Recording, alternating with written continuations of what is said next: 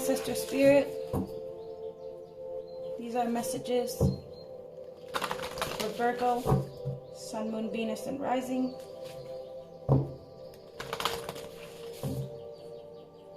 I've cleansed your space, meditated on your cards.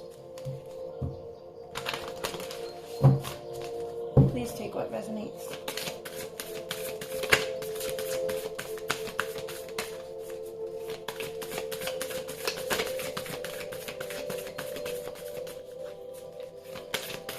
Ancestor Spirit, what messages do we have for Virgo?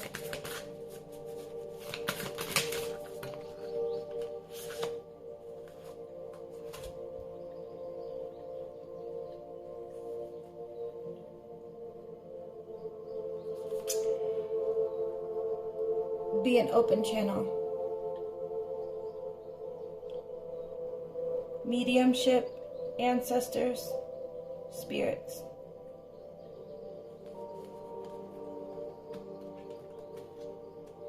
We have two that came out at the same time. Get into nature. Coexist, gather, limit waste.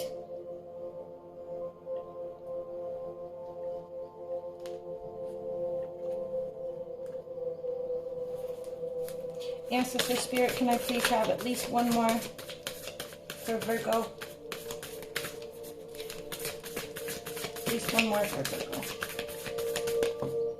Okay.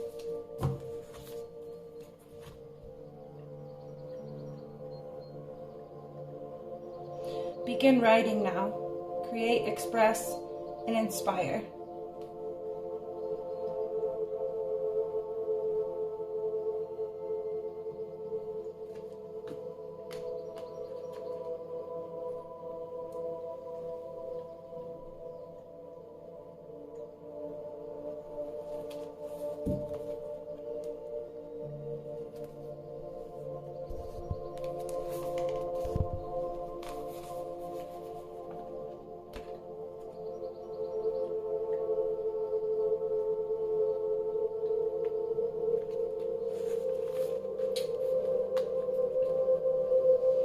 Be an open channel. Mediumship, ancestors, spirits. The Zulu people place great importance on looking after, honoring their ancestors, who they refer to as Amalozi. As ancestors protect, guide, and help the living family members connect to the divine consciousness. It is wise to keep them happy. Souls are brought from the place of physical death to the family home, where there is sacred place dedicated to the ancestor spirit. This space is called Msamo, and it is here that people communicate with or make offerings to their ancestors. It is believed that unhappy ancestors could be the source of troubles such as financial hardship, accidents, or sickness. For assistance communicating with and appeasing their ancestors, people may call upon Sangoma, a respected healer and medium. A Sangoma uses ritual and traditional medicines to address physical and spiritual ailments. The Sangoma has shown up to make you aware that you are a natural-born medium who can channel past loved ones and spirits. You may have already felt or seen spirits or received signs or messages from the other side. You will be called to deliver a message or act on behalf of someone's ancestor or loved one. It is time for you to learn more about your natural mediumship and channeling skills. Hone your natural mediumship with study and practice. Begin by asking your spirit guides and ancestors to surround you in a protective bubble of gold light. Read about mediumship, join a development group, or attend a workshop. Do not be afraid of your gifts. It is wonderful to do what you do.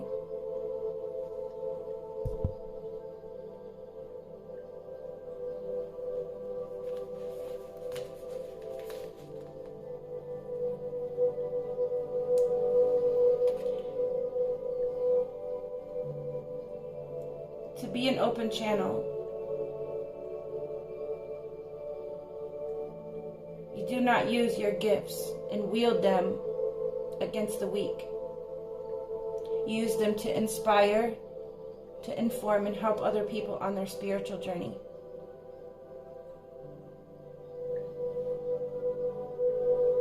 Make sure you're acting with the most upright and ethical practices,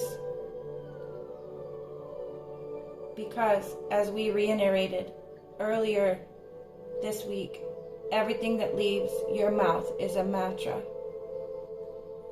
So you are bringing all of these things that you keep seeing, sharing, speaking, you keep talking them up, bringing them to life, bringing them into existence. Like, once you understand the power of your words, you won't just say anything. Be an open channel and help others on their spiritual journey. If this message resonates with you, it's because it is what you're being called to do, to become part of the spiritual community and the collective.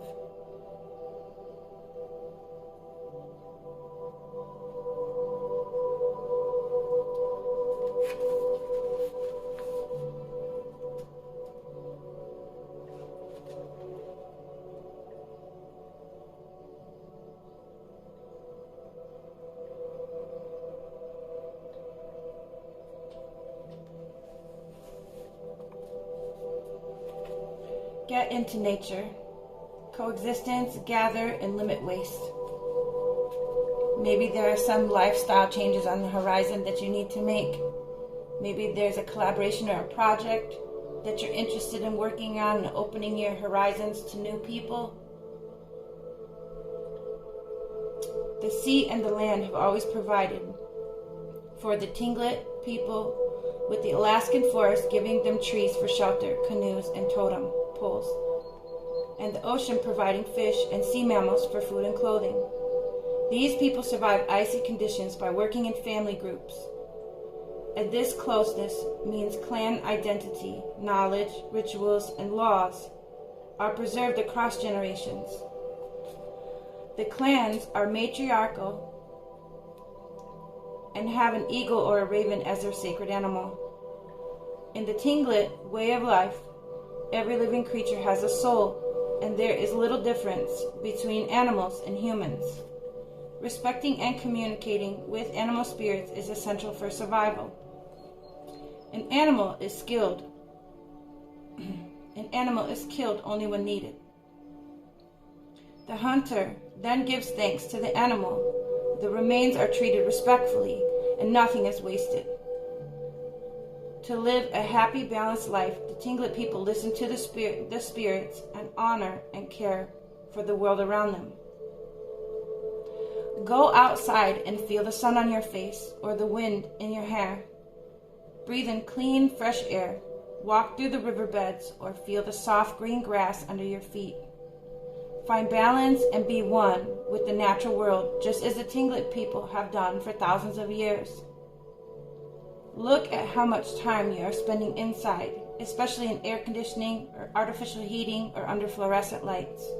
Your body needs to recharge by having access to natural light and fresh air. Notice how good it feels when you walk outside and experience the world around you.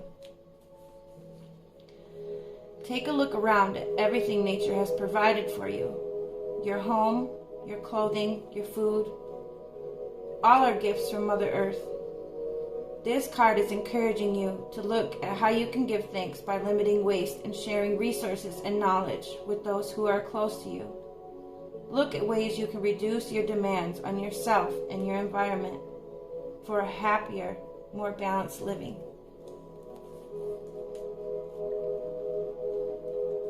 I'm getting the energy. This is not only the need to appreciate your surrounding environment. This is a need to reduce, reuse, recycle, like reduce clutter. Don't let everything just pile up around you. Take spiritual inventory, clean your space. when things have piled up or become disorganized, it makes it harder for us to function and think. Your space is an extension of who you are.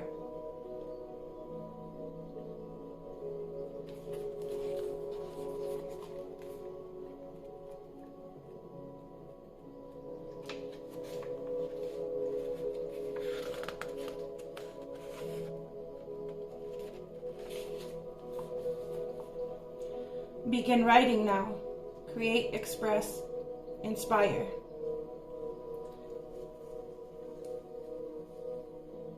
Inscriptions in Elder Furthark are the only surviving remnants of the language spoken by Germanic tribes early in the Common Era.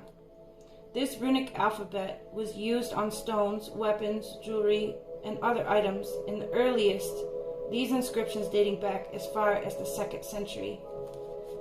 The peoples of Scandinavia had a strong oral tradition in which long passages of history and other important information was passed down using stories and poetry. By the Middle Ages, Scandinavia had developed new boundaries, and the language had evolved into distinct dialects, such as the Danish and Swedish. The written language was influenced by the Roman alphabet, although the use of runic alphabet did continue.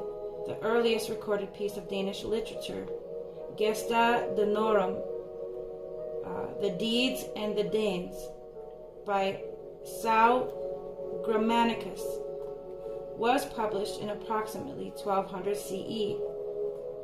In the tradition of the region's storytelling and poetry, it told the story of the first Danish kings from prehistory to the time it was written.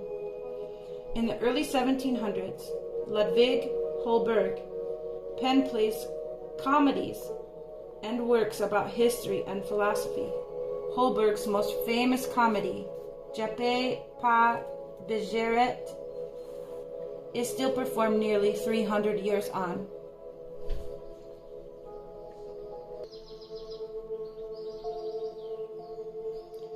Writing is a way to capture ideas, plans, dreams, and memories, as well as stories and history.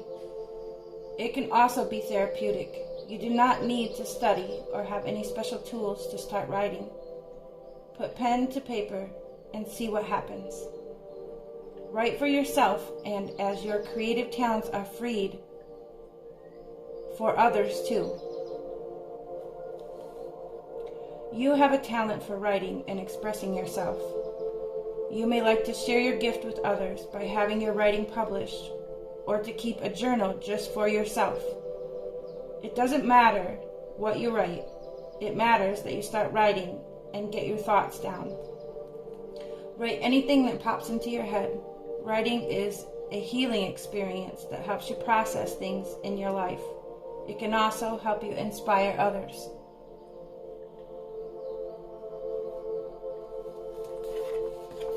I want to thank you for joining me for your spiritual conversation.